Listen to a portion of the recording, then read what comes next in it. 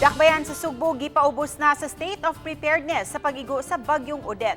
Rescue equipment giplastada na usab, samtang 100 million pesos nga pondo nga magamit paggasto. Ugaling mo grabe ang epekto sa bagyo giandam na usab. Ani ang report.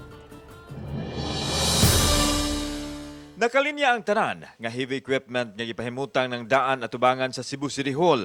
Gidala kini sa nakadayahang rescue groups gikan sa mga hensya sa gamhanan, lakip na ang BFP, Coast Guard, barangay frontliners ug ang Local Disaster or CCDR-RMO. Ana ay mga rubber boats, lifesaver ug ubang mga rescue equipment alang sa tubig. Ana usab ang mga dagkong cutter ug spreader, chainsaw, maso ug uban pa mga gamit pag-ugkat ug galing adunay madatugan ug mga dagkong butang. Mo ni ang main nga kanang tools nga gamiton. Cutter o spreader. Yan.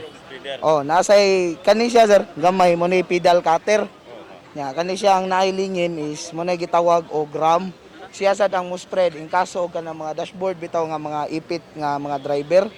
So siya ang mo ang gamiton para mo lift para maka-gain ta og space. Nakahanay na usab ang mga ambulansya, apil na ang ilang mga personnel ug ang ilang kagamitan sa pagluwas sa kinabuhi sa mga tao. Pipila lang kini sa gilatag nga mga ekipo nga magamit sa mga mabiktima sa bagyong Odette. Tanatay Incident Command Post, there is a City Hall. Noda po tayo staging area diya sa Pungol, Sibugay. In tandem na to with the police, no, kang Colonel Kiamco. Kanya sa mga barangays, no, naka-standby na sa sila karon dito. Gawa sa pagpaubos sa Blue Alert status, ana-ana usab sa State of Preparedness ang Dakbayan. Adunay 100 million pesos nga magamit dayon sa panahon nga moigo ang bagyo. No, we consider ang katong nitabo last year, no, sa October. Wa pagod tay bagyo, localized thunderstorm na to. This time na bagyo plus baga pagid ang gibag-on sa tubig. Lakip sa gitutukan ang mga coastal areas ug ang mga barangay nga naa sa bukid. Mupahigayon og preemptive evacuation ang Cebu City kung mugrabe ang kahimtang sa panahon.